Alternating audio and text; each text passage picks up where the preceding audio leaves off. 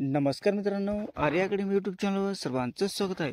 मित्रांनो, आज व्हिडिओमध्ये आपण भारतीय रेल्वे पद भरती 2025 RRB ग्रुप डीचे पद आहेत मित्रांनो. आणि नवीन अभ्यासक्रमानुसार आपण 30 प्रश्न या व्हिडिओमध्ये आपण कव्हर करणार आहोत, जे की तुम्हाला पुढील येणाऱ्या परीक्षेसाठी अत्यंत महत्त्वाचे प्रश्न ठरणार आहेत. तुम्ही जर चॅनलवर नवीन असाल तर चॅनल लाईक आणि सबस्क्राईब करायचं आहे. चला तर मग व्हिडिओला स्टार्ट करूया. प्रश्न पहिला असे बघा, भारतीय रेल्वेच्या अलीकडे जोडलेल्या 17व्या क्षेत्राचे नाव सांगा. भारतीय रेल्वेच्या अलीकडे जोडलेल्या 17व्या क्षेत्राचे आपल्याला नाव सांगायचं आहे. ऑप्शन क्रमांक 2 म्हणजे कोलकाता मेट्रो. हे काय मित्रांनो 17व्या क्षेत्राचे नाव आहे. हे आपलं योग्य आन्सर होईल. प्रश्न क्रमांक दुसरा मित्रांनो, जगातील सर्वाधिक लांबीचा रेल्वे मार्ग कोणता आहे. जगातील सर्वाधिक लांबीचा रेल्वे मार्ग कोणता आहे. ऑप्शन क्रमांक 3 म्हणजे ट्रान्स सायबेरियन. काय मित्रांनो ट्रान्स सायबेरियन रेल्वे मार्ग हा काय जगातील सर्वात लांबीचा रेल्वे मार्ग आहे. हे आपलं योग्य आन्सर होईल. प्रश्न क्रमांक 3 मित्रांनो, दुसरी वंदे भारत एक्सप्रेस कोणत्या शहरादरम्यान धावते. दुसरी वंदे भारत एक्सप्रेस कोणत्या शहरादरम्यान धावत असते. हा प्रश्न खूप महत्त्वाचा आहे.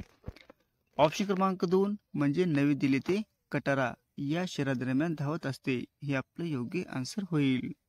प्रश्न क्रमांक 4 मित्रांनो, भारतात पहिली पॅसेंजर ट्रेन कधी धावलेली आहे. भारतातील पहिली पॅसेंजर ट्रेन कधी धावलेली आहे. ऑप्शन क्रमांक 2 म्हणजे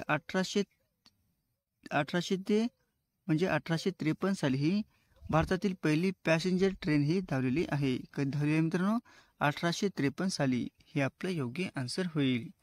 प्रश्न क्रमांक 5 मित्रांनो, नोबेल पुरस्कार विजेते कैलास सत्यार्थी खालीलपैकी कोणत्या संस्थेशी संबंधित आहेत. नोबेल पुरस्कार विजेते कैलास सत्यार्थी खालीलपैकी कोणत्या संस्थेशी संबंधित आहेत. ऑप्शन क्रमांक 2 म्हणजे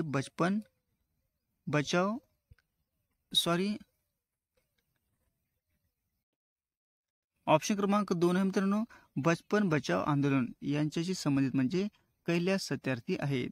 हे आपलं योग्य आन्सर होईल. बचपन बचाव या आंदोलनाशी संबंधित आहेत. हे आपलं योग्य आन्सर होईल.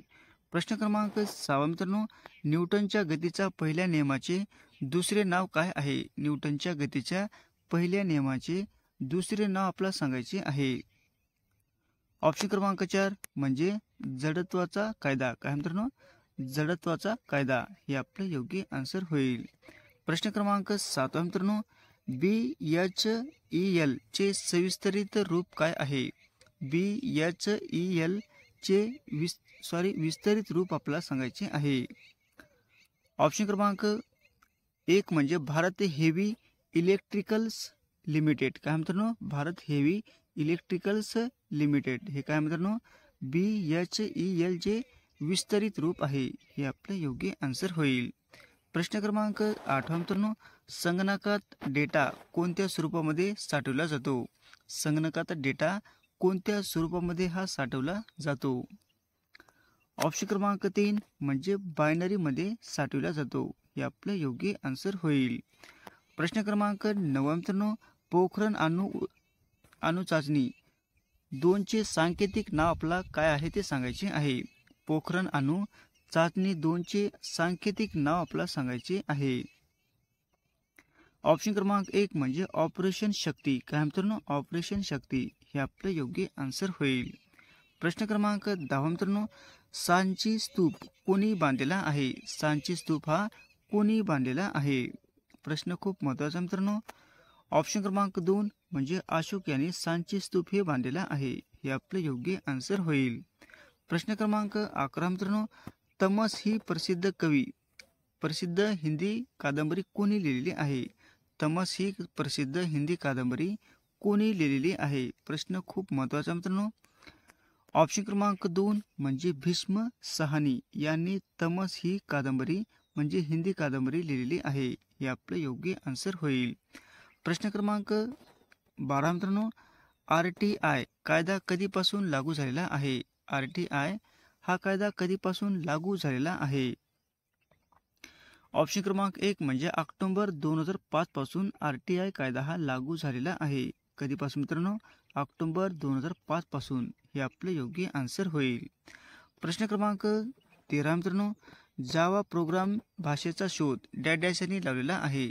जावा प्रोग्रामिंग भाषेचा शोध हा डॅश डॅश यांनी लावलेला आहे. ऑप्शन क्रमांक 1 म्हणजे जेम्स गोसलिंग. काय मित्रांनो? जेम्स गोसलिंग यांनी जावा प्रोग्रामिंग भाषेचा शोध लावलेला आहे. हे आपलं योग्य आन्सर होईल. प्रश्न क्रमांक 14 मित्रांनो, भारतीय संविधानातील पहिली दुरुस्ती डॅश डॅशमध्ये केली होती.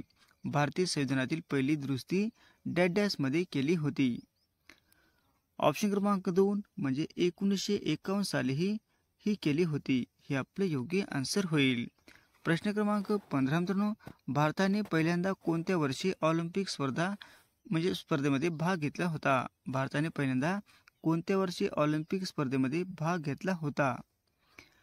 ऑप्शन क्रमांक 3 म्हणजे 1900 साली हा भाग घेतला होता. हे आपले योग्य आन्सर होईल. प्रश्न क्रमांक 16 मित्रांनो, खालपैकी सर्वात तरुण नोबेल पारितोषिक विजेते कोण आहे. खालपैकी सर्वात तरुण नोबेल पारितोषिक विजेते कोण ठरलेली आहे.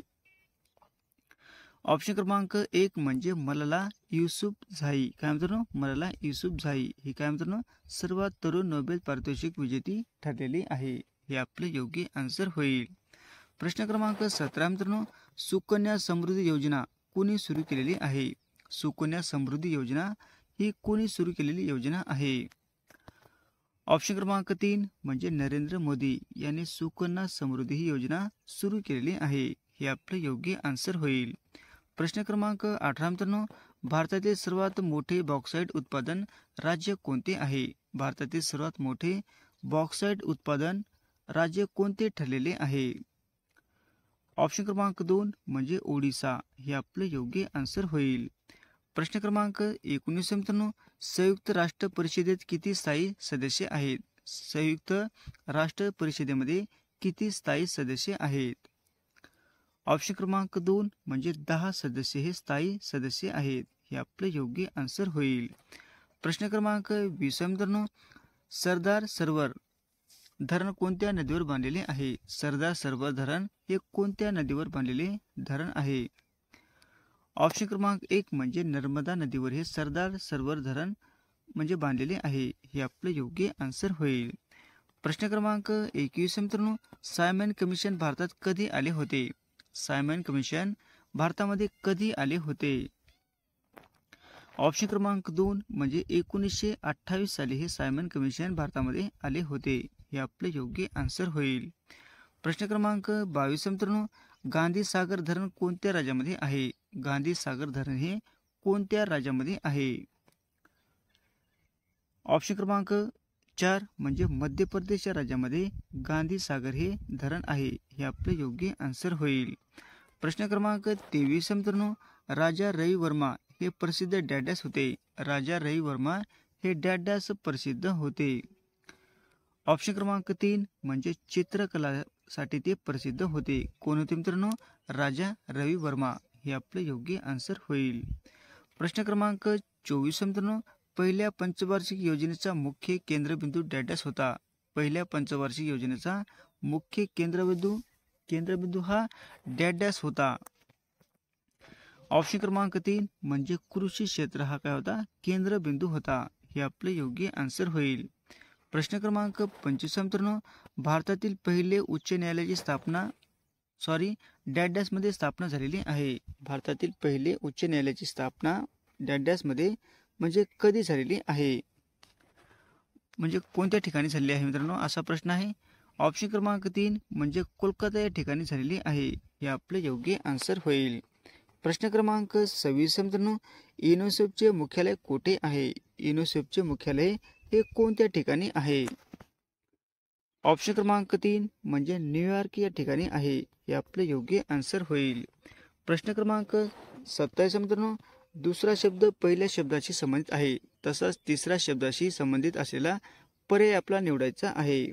दुसरा शब्द पहिल्या शब्दाशी संबंधित आहे तसाच तिसऱ्या शब्दाशी संबंधित असलेला आपला पर्याय निवडायचा आहे. पहा काय दिलेला आहे. विषाणू रोग. काय मित्रांनो. विषाणू रोग आणि व्यायाम. ऑप्शन क्रमांक 2 म्हणजे आरोग्य. हे आपलं योग्य आन्सर होईल. प्रश्न क्रमांक 28 मित्रांनो, रिझर्व्ह बँक ऑफ इंडियाची स्थापना केव्हा झालेली आहे? रिझर्व्ह बँक ऑफ इंडियाची स्थापना कधी झालेली आहे? ऑप्शन क्रमांक 3 म्हणजे एप्रिल 1935 साली रिझर्व्ह बँक ऑफ इंडियाची स्थापना झालेली आहे. हे आपलं योग्य आन्सर होईल. प्रश्न क्रमांक 29 मित्रांनो, किती बाईट म्हणजे 1 किलो बाईट? किती बाईट म्हणजे 1 किलो बाईट असते बघा. ऑप्शन क्रमांक 3 म्हणजे 1024 हे किलो बाईट असते. हे आपलं योग्य आन्सर होईल. प्रश्न क्रमांक 30 मित्रांनो, कोणत्या हिंसक घटनेनंतर गांधीजींनी असहकार चळवळ मागे घेतली होती? कोणत्या हिंसक घटनेनंतर गांधीजींनी असहकार चळवळ ही मागे घेतली होती? ऑप्शन क्रमांक 4 म्हणजे चौरी चौरा घटनेनंतर त्याने ही चळवळ मागे घेतली होती. हे आपलं योग्य आन्सर होईल. चौरी चौरा ही घटना म्हणजे ही चळवळ मागे घेतली होती. हे आपलं योग्य आन्सर होईल. अशा होते मित्रांनो 30 प्रश्न अत्यंत महत्त्वाचे वारंवार परीक्षेला विचारले जाणारे. तुम्हाला जर व्हिडिओ आवडल्यास लाईक आणि चॅनलला सबस्क्राईब करायचं आहे. भेटत पुढच्या व्हिडिओमध्ये. धन्यवाद.